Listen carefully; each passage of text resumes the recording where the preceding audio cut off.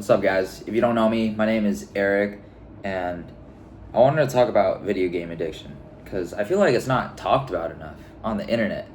Ironically, like you don't see a lot of YouTube videos, and or when you doom scroll on TikTok or Instagram, depending on your algorithm, you don't see a lot of conversations being talked about this. They just say like, oh, just don't play games, just have other things to do, keep yourself busy. I'm gonna tell you about my experience with video game addiction.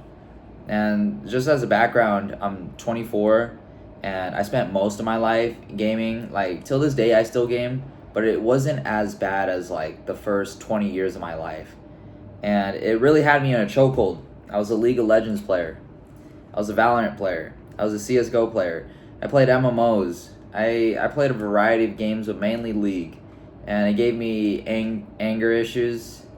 I developed incel tendency behaviors because of it. It lowered my spiritual frequency, and I was just an overall living like an unhealthy, degenerate person, you know. And it paired with like what you think of video gamers.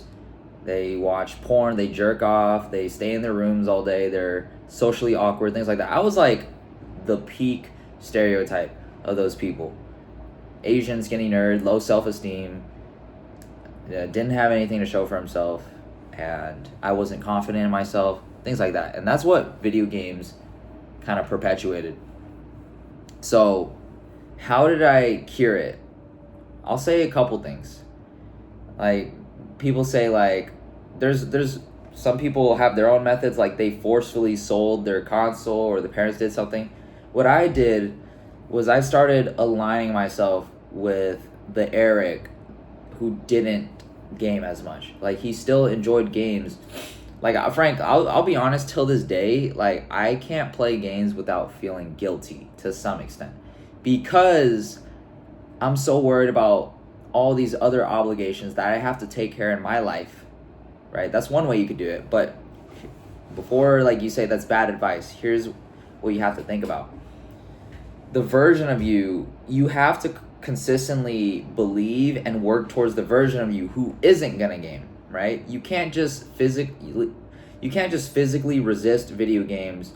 You have to think about your patterns, your habits, things like that. Do you usually game until like 3 a.m. at night? What causes you to game? Boredom, right? You're trying to seek pleasures, dopamine hits. You constantly rely to these things rather than these real life things like going to hang out with friends, socializing, playing a sport, going to the gym. What helped me get out of it was like my personal development journey. I started hitting the gym. I knew there was more outside to gaming because I knew I was becoming a degenerate, and I was on this path to mediocrity, and I always saw the potential of me in my own brain, right? My own image, who like is currently him. Like I'm currently the person that I've always envisioned to be, but I never made it come true because I would always consistently think about it late at night. I would change my life, 2 a.m. like, all right, tomorrow's gonna be a different day. Wake up, I would do the same shit over and over again, get that quick dopamine hit. I would do something productive and I would fall right back into video games. And I didn't align myself with that person because I kept breaking my promises. I kept going against the version of me who would succeed, who would be a good man, who would be confident, socially confident, like socially thriving, going to the gym, doing all these things because I didn't have the evidence to justify that person. I had nothing going on. I literally just played video games in my room, locked inside my room.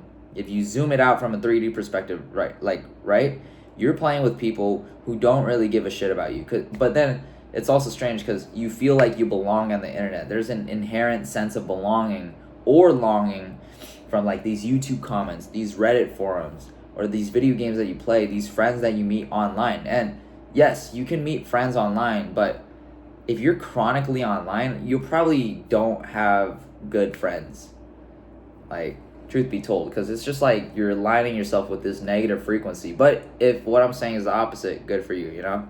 Everybody has their own different situation. But once I started aligning myself with the person who is physically active, who time manages pretty well, who goes to the gym and gets some sunlight, actually touches some grass. And I realized like the video games are what caused my anxiety, my depression, like my temporary depression.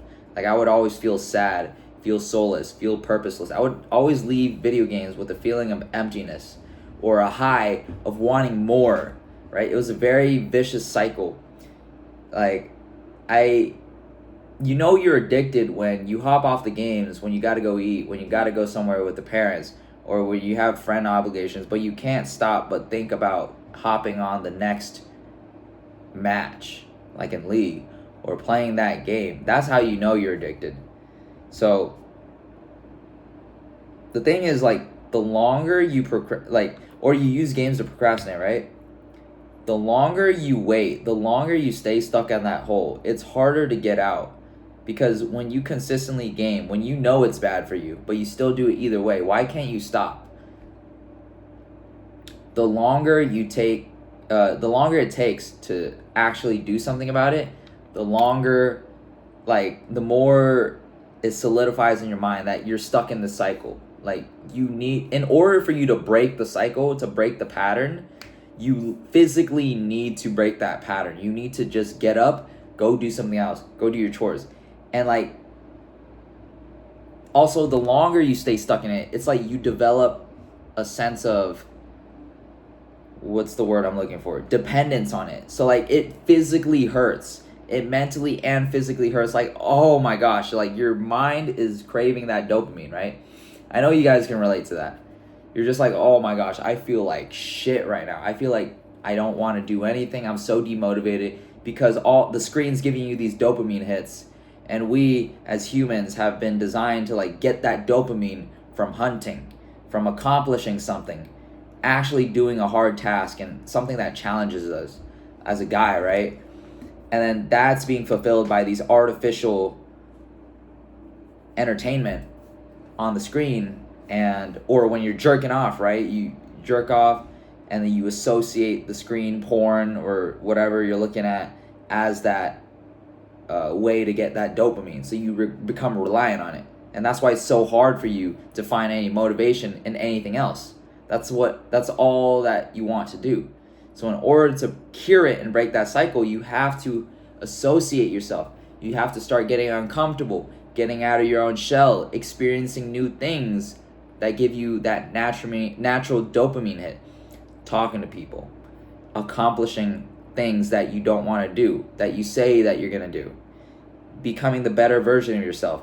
Like going to the gym, you know what you need to do. You know what you really need to do, but you don't do it because you think that there's some better way, or you procrastinate it, or it feels too uncomfortable, so you fall back into these video games.